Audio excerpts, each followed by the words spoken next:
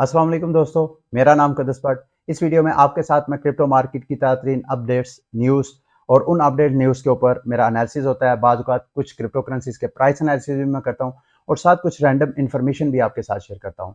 आज के न्यूज़ में मैं बिग न्यूज़ है, वो मैंने आपके साथ शेयर करनी है। गो के अगर आप मुझे काफ़ी देर से फॉलो कर रहे हैं, तो ऑलरेडी इसके बारे में मैं आपको बता चुका हूँ कोई महीने, 2 महीने पहले के न्यूज़ बुलेटिन के अंदर। लेकिन आज की लेटेस्ट अपडेट्स हैं रशिया और यूक्रेन के दौरान जो टेंशन चल रही है, उससे मुतल्लिक मज़ीद अपडेट्स हैं, वो मैंने आपके साथ शेयर करनी है ताकि आप उस हवाले से अपने आप को प्रिपेयर करें। लेकिन अगर आप क्रिप्टो मार्केट का थोड़ा-सा जायज़ा लें, तो क्रिप्टो करेंसीज़ की प्राइसेज़ जो है पिछले 2 दिन से करेक्शन कर रही थी, अभी दोबारा ग्रीन कैंडल्स नज़र आ रही हैं। ये एक्चुअली जो मेरी बाइनेंस के ऊपर फेवरेट क्रिप्टो करेंसीज़ की लिस्ट है, वो सारी लिस्ट को जिनको मैंने स्टार किया हुआ है, उनकी क्रिप्टो करेंसीज़ की प्राइसेज़ आपको ये देखें इस वक़्त ऑलमोस्ट ग्रीन नज़र आ रही हैं। अब इसका एक चीज़ मैं आपके साथ डिस्कस करता चलूँ कि जो ऑक्सी इन्फिनिटी के टोकन है एसएलपी और यहाँ पे एएक्सएक्स का टोकन भी ये देखें एएक्सएक्स का टोकन भी आपको ग्रीन नज़र आ रहा है।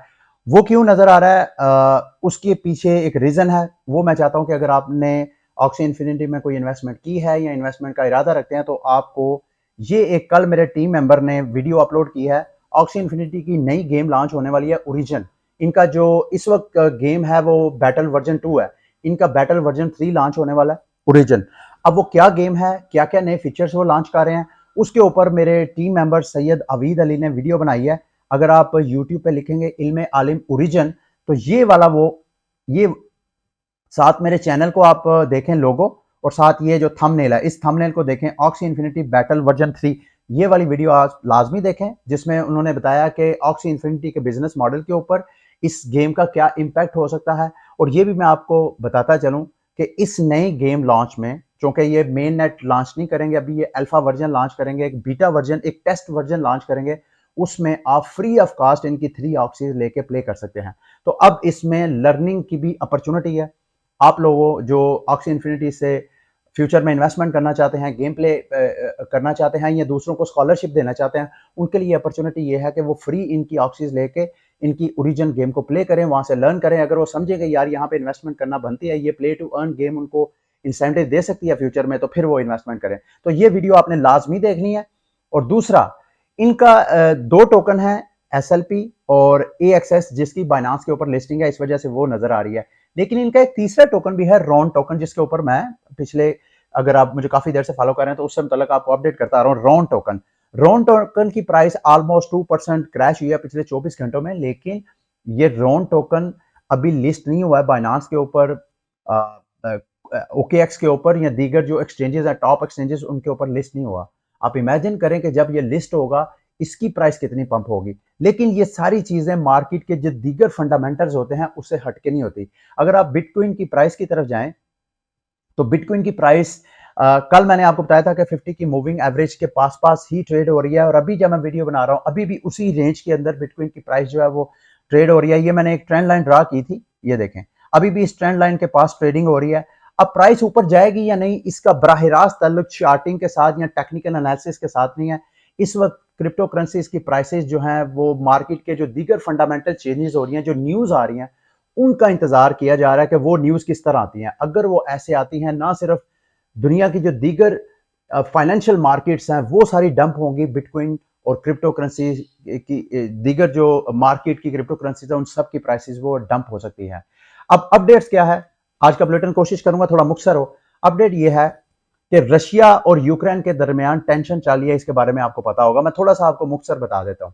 रशिया, यूक्रेन, ये सोवियत यूनियन था एक, जिसमें रशिया और दीगर ये जो स्टेट्स हैं जो कि 90 की दहाई में सोवियत यूनियन के जो हिस्से थे वो बखरे हो गए, यानी वो टुकड़ों में बट गया। तो उसमें यूक्रेन भी अलग हो गया। अब यहाँ पे इनके दरमियान टेंशन क्या है कि यूक्रेन, जो रशिया है वो समझता है कि यूक्रेन और रशिया एक ही है, अवाम एक है। हम लोगों को वेस्टर्न वर्ल्ड ने, आपको पता है कोल्ड वार की वजह से अमेरिका ने साजिश की और सोवियत यूनियन को टुकड़ों में तकसीम किया, तो उस वजह से वो उनके दरमियान बॉर्डर्स तो आ गए हैं, वो अलग तो हो गए हैं। लेकिन रशियन प्रेसिडेंट पुतिन ये समझता है कि अभी भी अवाम एक है, हमारे दिल एक है, हमारे दरमियान वेस्टर्न वर्ल्ड ने हमारे दरमियान दीवारें खड़ी कर दी है, तो वो उसको खत्म करना चाह रहा है। तो उसके लिए जो यूक्रेन के अंदर प्रो रशियन लोग हैं उसको वो सपोर्ट करता है। दो इश्यूज हैं रशिया के यूक्रेन के साथ। एक तो जो वहां पे जो वेस्टर्न वर्ल्ड अमेरिका और यूरोप की वहां पे इन्फ्लुएंस है कनाडा वगैरह का या दीगर जो नेटो अलायंसेज है उनके इन्फ्लुएंस से वो जो रशियन है वो उनको पसंद नहीं करते हैं।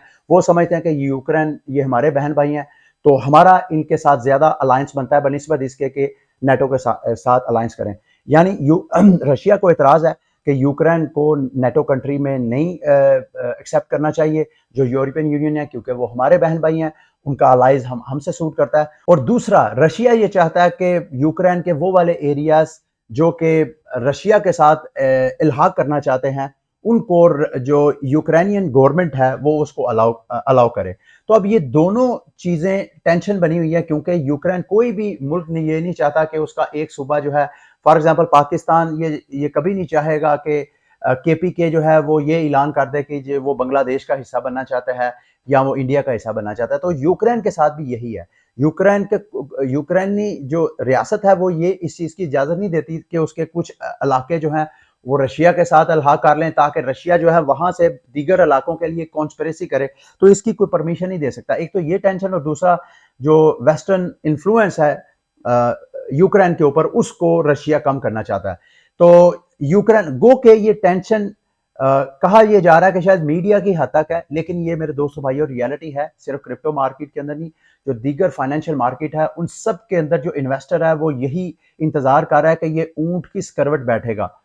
कल की अपडेट यह है कि कल जो बाइडन और प्यूटन की आपस में बातचीत हुई है, 1 घंटा के करीब इनकी आपस में बातचीत हुई है, जिसमें जो मैसेज दिया है अमेरिकी सदर ने वो मैं आपको बताता हूं। If Russia undertakes a further invasion of Ukraine, क्योंकि यूक्रेन के ऊपर ऑलरेडी एक दो इनके इलाके हैं जिस पे रशिया कब्जा कर चुका है। एक के ऊपर तो मेरा ख्याल है कार्मीनिया कुछ इस तरह का नाम, उसके ऊपर ऑलरेडी रशिया ने कब्जा कर लिया है। एक जो है वो ऑलरेडी प्रो रशियंस हैं जो चाहते हैं कि रशिया के साथ हम अल्हाक कर लें। तो अमेरिकी सदर क्या कह रहा है, if Russia undertakes another a further invasion of, अगर मजीद जारहियत की यूक्रेन के खिलाफ मजीद इलाके पे कब्जा करने की कोशिश की, तो अमेरिका क्या करेगा, अपने अलाइज के साथ, पार्टनर्स के साथ मिलके respond decisively, impose Swift and severe cost on Russia, कि रशिया के ऊपर एक तो इंटरनेशनल सैंक्शंस लगाए, बैन अल-कौमी पाबंदियां लगाएंगे, वो फाइनेंशियल भी हो सकता है, और ये भी मुमकिन है कि यूक्रेन की जो मिलिट्री फोर्स है उनके साथ मिलकर रशिया के साथ साइड। अगर ये मामला हो जाता है, ये according to a White House press release, ये अमेरिका की व्हाइट हाउस की प्रेस रिलीज है, उसके मुताबिक ये स्टेटमेंट है कल की जो इनकी 1 घंटे की। तो मेरे दोस्तों भाइयों, अगर तो ये वाकयातन वॉर हो जाती है, तकरीबन 1,20,000 30,000 के करीब फौजी यूक्रेन और रशिया के बॉर्डर के बिल्कुल पास हैं, और अगर एकदम इनके दरमियान झड़प हो जाती है, गो के रशिया पब्लिकली यही स्टेटमेंट दे रहा है कि वो यूक्रेन के ऊपर इन्वेजन नहीं करना चाहता है, सिर्फ वो जानबूझ के प्रेशर, मुझे ऐसा लगता है कि वो जानबूझ के प्रेशर बढ़ा रहा है, ताकि उसके ये दो मुतालबात हैं कि यूक्रेन को आपने नेटो कंट्री में नहीं शामिल करना, यानी वेस्टर्न वर्ल्ड का हिस्सा नहीं बनाना, और दूसरा जो यूक्रेन के इलाके रशिया के साथ अल्हाक करना चाहते हैं, कोई भी बंदा उसको अपोज ना करे। ये दो मुतालबात हैं, अगर ना माने तो शायद रशिया जो है वो इन्वेजन कर दे, अगर कर देगा तो क्रिप्टो मार्केट एक बड़ा डिप ले सकती है। तो आप लोगों ने मुकम्मल तैयारी करनी है। मैं फुल इस हवाले से जो है वो प्लानिंग करके बैठा हुआ, और रशिया की प्लानिंग मैं आपको ऑलरेडी बता चुका हूं पिछले चंद दिनों से, जो क्रिप्टो करेंसी के हवाले से वहां पे सीन बन रहा है। पहले सेंट्रल बैंक ने कहा क्रिप्टो करेंसीज को बैन होना चाहिए, फिर उनके फाइनेंस मिनिस्टर आए, उन्होंने कहा जी नहीं नहीं बैन क्यों होना चाहिए, रेगुलेट होना चाहिए। फिर प्यूटन ने कहा जी हमें माइनिंग इंडस्ट्री से अच्छा खासा रेवेन्यू आ रहा है, हम क्यों इसको माइन करें। और अभी ये जो 2-3 दिन पहले की न्यूज है कि शायद अगर इनके ऊपर इंटरनेशनल सैंक्शंस लग जाती हैं फाइनेंशियल, तो रशिया अपनी को ऑयल ट्रेडिंग जो है, क्योंकि रशिया आपको पता है ऑयल का एक्सपोर्टर है बहुत बड़ा, तो जब ये ऑयल की ट्रेडिंग करेगा, क्रॉस बॉर्डर ट्रेडिंग करेगा, दूसरे ममालिक को ऑयल बेचेगा, तो उस ट्रेड में वो बिटकॉइन के जरिए अगर लेता है तो इससे बिटकॉइन की प्राइस अच्छी खासी पंप हो सकती है। ये सारी बातें जो मैं आपको बता रहा हूं, ये सारी की सारी मफरूजे हैं। आपने इसको कंफर्मेशन या फाइनेंशियल एडवाइस नहीं लेना। मार्केट डंप होएगी, अगर ये ऐसा होगा तो ये मफरूजा है। अगर ये अटैक करेगा रशिया यूक्रेन के ऊपर तो मार्केट अच्छा खासा डंप लेगी, अगर नहीं करेगा तो मार्केट डंप नहीं लेगी। ये आपने बात ज़हन में रखनी है। अच्छा जी, यूक्रेन क्या कर रहा है, यूक्रेन ओबियसली यूक्रेन के जो इस वक्त जो मेरा ख्याल है प्राइम मिनिस्टर है या सदर है, उनका जो हेड है, वो प्रेसिडेंट है उनका, वो 2019 में उसने, वो एक कॉमेडियन है, जैसे हमारे यहाँ 2018 में खान साहब जो हैं क्रिकेटर, यानी जो गैर रवायती जो सियासतदान है, उसने इक़्तिदार संभाला। यूक्रेन में भी 2019 में जो गैर रवायती सियासतदान है, कॉमेडियन था साहब का, उसने बल्कि एक शो में सदर होने की एक एक्टिंग की थी, लेकिन अब किसको क्या मालूम था कि वो वाकईतन उस मुल्क का सदर बन जाएगा। तो उन्होंने भी अब इस तरह का, एक तो वो जाहिर बात है वेस्टर्न यूनियन से जो एड्स वगैरह ले रहे हैं वो बिटकॉइन के जरिए, Ukraine turns to bitcoin to fight Russian enemies, यानी जो रशियन से बचने के लिए या अपने आप को डिफेंड करने के लिए जो वो डोनेशंस ले रहे हैं वो बिटकॉइन के जरिए ले रहे हैं। तो ये चीजें भी आपने जेहन में रखनी है। ठीक है जी, ये आगे मैंने आपके साथ न्यूज शेयर करनी थी। Hungary central bank governor calls for यूरोपीय Union wide ban on cryptocurrency and trading mining.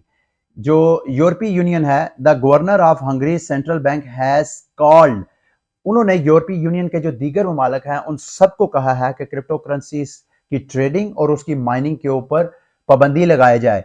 It's a clear cut that cryptocurrency could service illegal activities, यानी क्रिप्टो करेंसी से इलीगल एक्टिविटीज हो सकती हैं and tend to build a financial pyramid schemes. और cryptocurrencies के अंदर ये बात बिल्कुल सही कर रहे हैं कि क्रिप्टो मार्केट को यूज करते हुए इलीगल एक्टिविटीज हो सकती हैं और इस तरह के पिरामिड स्कीम्स वगैरह लॉन्च की जा सकती हैं जिसमें इनोसेंट जो इन्वेस्टर्स हैं उनको लूटा खसूटा जा सकता है। ये बिल्कुल रियलिटी है, लेकिन ये मत भूलें, 2-3 दिन पहले मैंने आपके साथ न्यूज़ शेयर की थी जिसमें मैंने आपको बताया था कि अमेरिका की जो डिपार्टमेंट ऑफ जस्टिस है, उन्होंने एक कपल को पकड़ा है जिस कपल से 94,000 बिटकॉइन मिले हैं। आपको पता है वो कैसे पकड़ा है, कैसे ट्रेस आउट हो गया है? 2016 में बिटफाइनेक्स की एक्सचेंज से बिटकॉइन हैक होता है, तकरीबन 1 लाख से ज्यादा बिटकॉइन हैक हो जाता है और हैकर ने वो 2016 से संभाल के रखा हुआ था और वो ये समझ रहा था कि शायद वक्त गुजरेगा तो लोग भूल जाएंगे। ऐसा नहीं हुआ मेरे दोस्तों भाइयों। ये कपल कैसे पकड़ा गया, बड़ी इंटरेस्टिंग स्टोरी है। इन्होंने उस डोरमेंट वॉलेट जिसमें 2016 से बिटकॉइन पड़ा हुआ था, वहां से आहिस्ता आहिस्ता पैसा निकालना शुरू किया। ये 2021 की बात है। पिछले साल इन्होंने आहिस्ता आहिस्ता उस वॉलेट से जब पैसा मूव करना शुरू किया तो जो वेल अलर्ट नाम के एप्लीकेशन हैं उन्होंने मार्केट में पब्लिकली अनाउंस करना शुरू किया जी ये 2016 में जो स्कैम हुआ वॉलेट में फंड से, अब वो वॉलेट से फंड जो है वो मूव होना शुरू हुआ। फिर अमेरिकी एजेंसियां एक्टिव हुई और मेरे दोस्तों भाइयों, कल परसों की मैंने आपके साथ परसों की शायद न्यूज़ थी, मैंने आपके साथ शेयर किया कि वो कपल अब अरेस्ट हो गया, उनके पास 94,000 बिटकॉइन जो है वो मौजूद है। अब मैं ये क्यों आपके साथ शेयर कर रहा हूँ, ये इसका इस न्यूज़ के साथ क्या ताल्लुक है कि अगर कोई बंदा ये समझता है कि वो बिटकॉइन को इलीगल एक्टिविटीज के लिए, आप क्या समझते हैं जिस हैकर ने बिटफाइनेक्स से 1 लाख से ज्यादा बिटकॉइन चोरी किया था उसको चोर रास्तों का पता नहीं होगा कि भाई मैं अगर इस तरीके से ये चोरी शुदा पैसों का इस्तेमाल करूंगा तो मैं ट्रेस ही नहीं होगा। अब जो मर्जी कर लें, जो चीज इंटरनेट पे मौजूद है, एजेंसियों के पास अगर स्किल्स मौजूद है, उनके पास टूल्स हैं, तो ट्रेस आउट करना मुश्किल नहीं है। और ये आपके पास सबसे बड़ी एग्जांपल है। और मैं आपको बताता चलूं, ये जो कपल हैं ये भी ऑलरेडी क्रिप्टो मार्केट के बिजनेस मैन और वूमैन है। जो वो हैसल खान है, जो वो लड़की है रैपस्टार जो उसकी बीवी है, वो भी सीईओ है किसी ना किसी कंपनी की। तो इसी तरह वो जो लड़का है जो शोहर है उसका हैसल खान का, तो वो भी क्रिप्टो मार्केट के अंदर इन है। तो इन सब इतने स्मार्ट होने के बावजूद अगर एजेंसीज उसको पकड़ सकती हैं, तो अगर आप में से किसी के ज़हन में भी ये चीज है कि आप क्रिप्टो मार्केट को इलीगल एक्टिविटीज के लिए यूज कर सकते हैं, तो आप लोगों को वार्निंग है, एक तरह का मैसेज है, ऐसा आप नहीं कर सकते हैं। एजेंसी है जो है, अगर पाकिस्तान के पास आज स्किल नहीं है तो आने वाले वक्तों में लाजमी ये होगी। जब ये सारी चीजें एक स्टैंडर्ड बन जाएगी, दुनिया की इन्वेस्टिगेटिव एजेंसीज का एक स्टैंडर्ड बन जाएगी, तो लाजमी ये एजेंसीज एक दूसरे से लर्न करती हैं। तो ये स्किल्स को हम बारो भी कर सकते हैं at the time of any important event. अच्छा जी, अगली न्यूज में आपके साथ शेयर करूंगा, Wells Fargo crypto currency has entered hyper adoption phase. देखें, ग्लोबल अडॉप्शन तो अब ढकी छुपी नहीं है। जितने क्रिप्टो मार्केट जो ओवरऑल दुनिया के ग्लोबल फिनटेक कंपनीज हैं, बड़े बड़े इंस्टीट्यूशंस हैं, जिनमें गूगल का नाम है, माइक्रोसॉफ्ट है, फेसबुक है, जितनी बिग जाइंट कंपनीज हैं, ट्विटर है, जितने बड़े बड़े नाम हैं, वो सारे ऑलरेडी क्रिप्टो मार्केट के अंदर आ गए हैं। अब ये वेल फार्गो एक कंपनी है, इन्होंने कहा है कि क्रिप्टो मार्केट अब हाइपर अडॉप्शन की तरफ जा रही है। हाइपर अडॉप्शन का क्या मतलब है? हाइपर अडॉप्शन का मतलब यह है कि एवरी इंडिविजुअल पर्सन और institution are thinking about getting involve in that asset. आप ये कह लें, मत दूसरे लफ्जों में कि जब इदारे और अफराद मिल के किसी चीज को एक्सेप्ट करना शुरू हो जाए, उसकी वैल्यू, उसकी स्ट्रेंथ से मुतल्लिक एग्री हो जाए, तो उसको आप हाइपर अडॉप्शन बोल सकते हैं। अभी आप थोड़ी देर के लिए इमेजिन करें, मैं बिटकॉइन की मिसाल को दूसरे आल्टकॉइन के साथ कंपेयर करके अपना थीसिस पेश करता हूं। देखें, बिटकॉइन की प्राइस ऊपर क्यों नहीं जा रही? क्योंकि इस प्राइस पे, यानी बिटकॉइन की प्राइस इस वक्त $40,000 पे ट्रेड हो रही है। इस प्राइस के ऊपर कोई भी छोटा मोटा ट्रेडर जिसने $1,000 या $10,000, इवन एक 10,000 $20,000 जिसके पास है, वो बिटकॉइन के ऊपर रिस्क नहीं लेगा। बिटकॉइन के ऊपर वो अफराद या इदारे रिस्क लेंगे जिनके पास मिलियंस ऑफ डॉलर के फंड्स पड़े हुए हैं और जिनका बिलीव है बिटकॉइन के ऊपर, कि बिटकॉइन की वो प्राइस मूवमेंट को नहीं देखते, उसकी इंट्रिंसिक वैल्यू को देखते हैं कि बिटकॉइन जो है वो पंप एंड डंप की गेम से बालातर है। इसका हिस्टोरिकल डाटा यही कहता है कि बिटकॉइन की प्राइस ने ऊपर जाना है। तो हाइपर अडॉप्शन से मतलब यह है कि क्रिप्टो मार्केट बेशक वो ऐसी क्रिप्टो करेंसीज हैं जिनके ऊपर मिलियनेयर्स या सरमायादार, हैवी सरमायादार लोग इन्वेस्टमेंट करते हैं, यहाँ के ऐसी क्रिप्टो करेंसीज भी है मौजूद जिसमें $10 रखने वाला, $100 रखने वाला भी इन्वेस्टमेंट कर सकता है। तो यानी ये पूरी मार्केट जो है ना सिर्फ अमीर ज़ादों के लिए बल्कि मिडल मैन और लोअर मिडल मैन लोगों के लिए भी ये मार्केट ओपन है। तो इस वजह से इसको आप हाइपर अडॉप्शन फेज बोल सकते हैं। ये एक ऐसा फेज है जिसमें ऑलमोस्ट हर इंसान जिसकी जरा सी भी फाइनेंशियल कैपेसिटी है वो भी इस मार्केट के अंदर इन्वेस्टमेंट करके बेनिफिट उठा सकता है। ठीक है, अगली न्यूज़, और मैं आज की आखिरी न्यूज़ इसको कहूँगा, और आज इस न्यूज़ के बाद मैं इसको आज के बुलेटिन को खत्म करूंगा। Argentinian tax authority to seize digital assets, digital wallets to collect tax debts. देखिए, ये मैं क्यों आपके साथ न्यूज़ शेयर करने लगा हूँ, मैं आपको इंग्लिश बताइए, मैं अभी आपको बता देता हूँ। इसका मतलब यह है कि अर्जेंटीनियन अथॉरिटीज जो हैं, उनकी जो टैक्स रेवेन्यू कलेक्ट करने वाला इदारा है, उन्होंने अब ये ऐलान किया है कि जितने भी अर्जेंटीनियन शहरी हैं उनके डिजिटल वॉलेट से, जो कि अपना जो टैक्स वगैरह नहीं जमा करवाते हैं, उनके डिजिटल वॉलेट से वो कलेक्ट कर लेंगे। ये मैं इस वजह से इस न्यूज़ में इंटरेस्टेड हूँ कि हमारे यहाँ भी एफबीआर का सबसे बड़ा मसला जो है वो टैक्स कलेक्शन है। टैक्स कलेक्शन में एफबीआर को बहुत प्रॉब्लम्स है। अगर मेरे दोस्तों भाइयों अर्जेंटीनियन भी इसी तरह करें, जिस तरह अर्जेंटीनियन ने किया है, पाकिस्तानी हुकूमत भी इसी तरह करे कि क्रिप्टो मार्केट को रेगुलेट करे। यहाँ पे हर बंदा, जिस बंदे ने भी किसी भी एक्सचेंज में अकाउंट ओपन करना है, उस अकाउंट की केवाईसी करवाए। ये जब हुकूमत पाकिस्तान एक्सचेंजेस को लाइसेंस दे तो उसमें गारंटी करे कि भाई कोई भी पाकिस्तानी अगर अकाउंट ओपन करवाता है तो केवाईसी मस्ट हो। अगर केवाईसी नहीं करवाता तो उसको आपने ट्रेडिंग की सर्विस नहीं देनी। और दूसरा, अपने वॉलेट्स लॉन्च करें। जैसे यहाँ पे अर्जेंटीनियन जो है, उन शहरियों के वो वॉलेट्स से टैक्स ऑटो कलेक्ट करेंगे जो कि इनकी एक्सेस में है, इनकी रेगुलेटरी अथॉरिटीज के एक्सेस में है। यानी मेटामास्क तो आपका पर्सनल वॉलेट है, लेकिन जो दीगर डिजिटल वॉलेट्स हैं जिसमें लोगों ने अपने फंड्स वगैरह रखे हुए हैं, मेटामास्क में किस वजह से फंड्स नहीं रखे हुए? क्योंकि मेटामास्क से फियाट करेंसी में कन्वर्ट करना या फियाट करेंसी से मेटामास्क में फंड्स को सेव करना पॉसिबल नहीं है। तो इसके लिए जो नेटिव करेंसीज के डिजिटल वॉलेट्स होते हैं, उनको, उनमें लोग जो है अपनी इन्वेस्टमेंट रखते हैं। और अगर पाकिस्तान जो है वो क्रिप्टो मार्केट को रेगुलेट करेगा तो पाकिस्तान के अंदर आपको ऐसे ऐसे डिजिटल वॉलेट्स बनते नजर आएंगे जो पाकिस्तानियों को फैसिलिटी देंगे कि वो अपनी क्रिप्टो करेंसीज को फियाट करेंसी में, यानी पाकिस्तानी करेंसी में कन्वर्ट कर लें। ये P2P वाला सारा सिस्टम खत्म हो जाएगा, सारे बैंकिंग चैनल के जरिए ट्रांजैक्शंस होंगी। और जब ये सारा काम वाया बैंकिंग चैनल होगा तो मेरे दोस्तों भाइयों, जो FBR है उसको टैक्स कलेक्शन करने में बहुत ज्यादा आसानी होगी। अभी तो सारी चीजें जो कि हुकूमत के जो रेडार है उस रेडार से आउट हो रही हैं। इस वजह से इस क्रिप्टो मार्केट के अंदर जितनी एक्टिविटीज हो रही है, हुकूमत पाकिस्तान उससे बेनिफिट नहीं उठा रही है एज अ रियासत। और बीइंग अ शहरी, हम सब का ये फर्ज है कि हम अपनी रियासत को टैक्स दें। टैक्स देंगे तो रियासत हमारे, अच्छा, टैक्स का एक और भी पहलू है, वो अब देखें। जब सरमायादार लोग टैक्स नहीं देते हैं तो हुकूमत ने तो अपना जो सिस्टम है उसको चलाना होता है। तो हुकूमत फिर क्या करती है? इनडायरेक्ट टैक्सेस लगाती है। यानी जब डायरेक्ट टैक्स कलेक्ट नहीं कर पाती है, यानी डायरेक्टली अमीर लोगों से हुकूमत टैक्स कलेक्ट करने में फेल हो जाती है, तो फिर वो सारी अवाम के ऊपर टैक्स लगा देती है, चीज़ों के ऊपर ड्यूटीज लगा के, सेल्स टैक्स लगा के, पता नहीं रंग बिरंगे टैक्स लगा के, फिर इन सारे जो टैक्स कलेक्शन होती है इसको इनडायरेक्ट टैक्सेस बोलते हैं। यानी दूसरे लफ्जों में हर वो कंट्री जो कि ज्यादा सिविलाइज मॉडर्नाइज होती है वहां पे डायरेक्ट टैक्स कलेक्शन ज्यादा होती है, इनडायरेक्ट टैक्स कम होता है। यानी इनडायरेक्ट टैक्स में तो अमीर गरीब सब टैक्स देते हैं, जबकि डायरेक्ट टैक्स कलेक्शन में सिर्फ और सिर्फ अमीरों से टैक्स लिया जाता है। हमारे मुल्क का मसला यह है कि यहाँ पे अमीर लोग टैक्स नहीं देना चाहते हैं, या उनकी आदत नहीं है, या उनको खौफ है कि यार हम टैक्स देंगे, हमारा पैसा जो है ये सियासतदान आते हैं खा जाते हैं, हमारे पैसे लूट जाते हैं, इस वजह से भी लोग टैक्स नहीं देते हैं। या वैसे ही लोगों की आदत नहीं है, लोगों को पैसा चुराने का बहुत शौक है। यहाँ पे डायरेक्ट टैक्स ना होने की वजह से इनडायरेक्ट टैक्स होता है, जिससे हमारा जो गरीब तबका है वो पिसता है। तो मेरे दोस्तों भाइयों, अगर क्रिप्टो मार्केट को रेगुलेट किया जाए तो ये हमारी बहुत बड़ी दर्द सर जो है वो हुकूमत पाकिस्तान जो है ख़त्म एटलीस्ट नहीं तो मिनिमाइज लाजमी कर सकती है। ये था आज का बुलेटिन। उम्मीद करता हूँ कि आज का बुलेटिन भी आपके लिए इंफॉर्मेटिव रहा होगा।